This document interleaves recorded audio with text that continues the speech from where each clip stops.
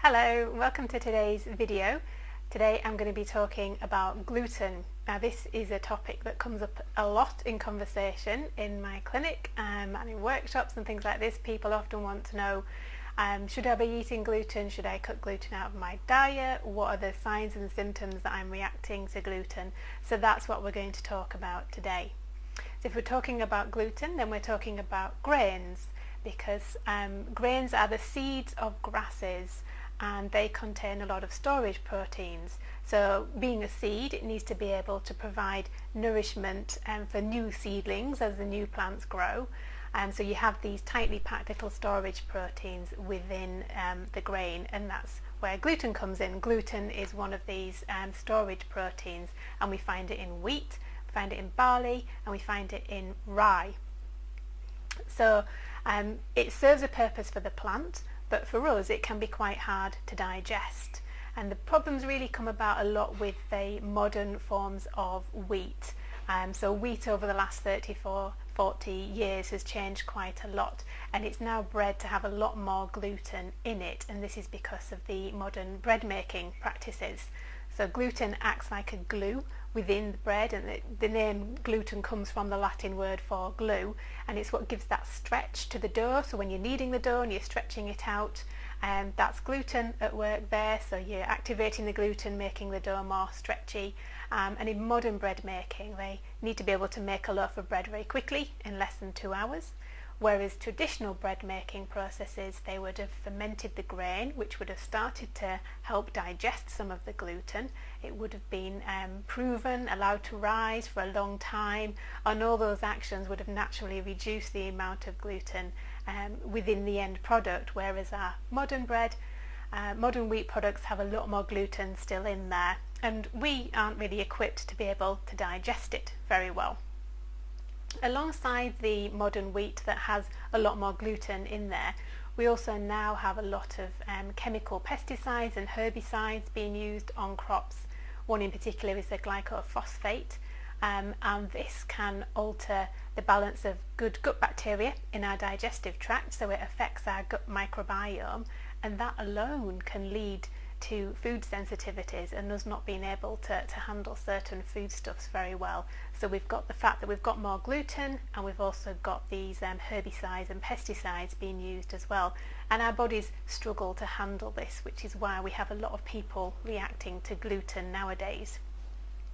So once we digest some gluten, once we've eaten it, in everybody, gluten will start to just gradually affect the permeability of your gut lining. So it makes your gut slightly more permeable, allows more things to pass through into our circulation than it would normally. And we do have a little bit of permeability in our gut because we do want to absorb things through there. We need to take in, vitamins and minerals and so forth.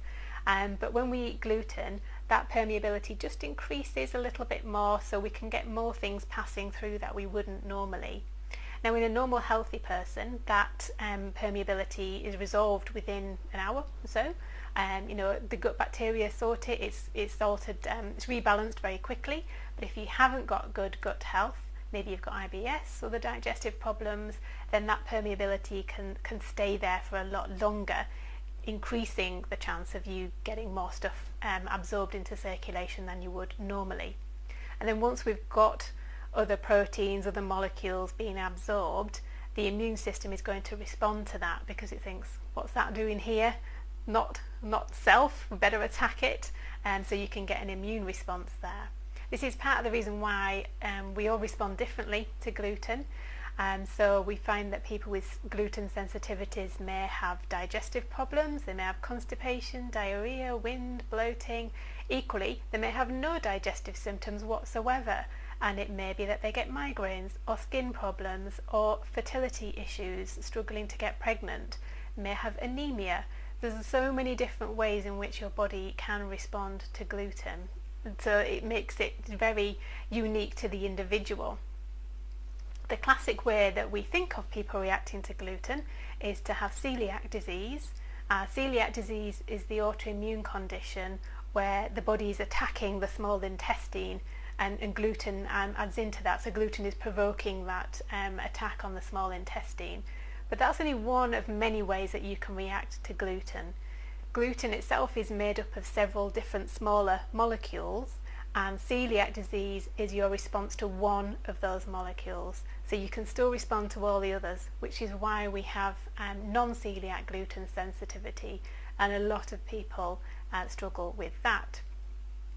So once the body's immune system has been provoked by gluten, it may then start to attack its own tissues, like we see with celiac.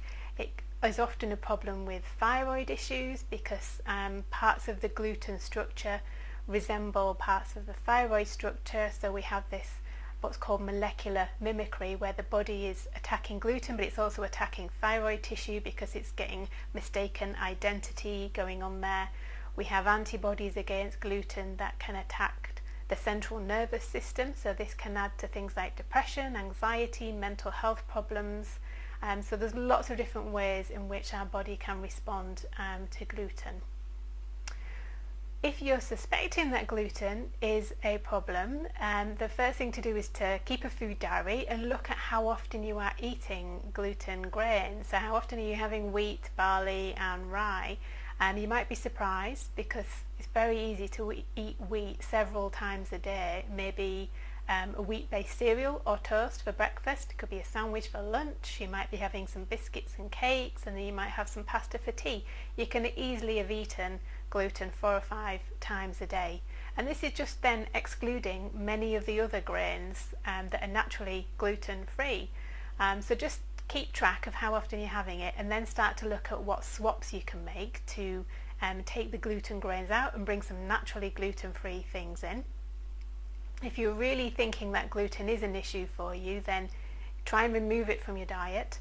Do this with guidance. I would suggest seeing your local friendly nutritional therapist. But don't, whatever you do, just go down the gluten-free aisle in the supermarket and swap processed products for gluten-free processed products, because they're just as processed, still full of sugar and lots of other junk as well. So you can naturally swap out gluten without needing to rely on lots of processed free-from foods. If you're cutting it out completely, you do need to do it for quite a while. So 1 week, 2 weeks, probably not going to be long enough. You might notice a difference in that time, equally you might not. Try and do it for at least 3 months. Some people need to do it for up to 6 months because it can take that long for the antibodies against gluten to actually leave your system. So we're looking at months rather than weeks. And bring in lots of variety into your diet. So try and embrace all the different naturally gluten-free grains. So we have quinoa, we have buckwheat, which has a bit of a daft name, but it's actually part of the rhubarb family, so it's not related to wheat at all. You've got corn, millet, rice, amaranth, gluten-free oats. Now oats are a funny one because oats don't naturally contain gluten, but they can get cross-contaminated. So if you have a tractor, for example, harvesting a wheat field and then it goes and harvests the oats, so you're going to get some bits of wheat residue mixed in with the oats, so you can get cross-contamination that way. If you're really worried about oats, you can get the certified gluten-free oats that have been grown separately, harvested separately and packaged separately, so they won't have any cross-contamination in there.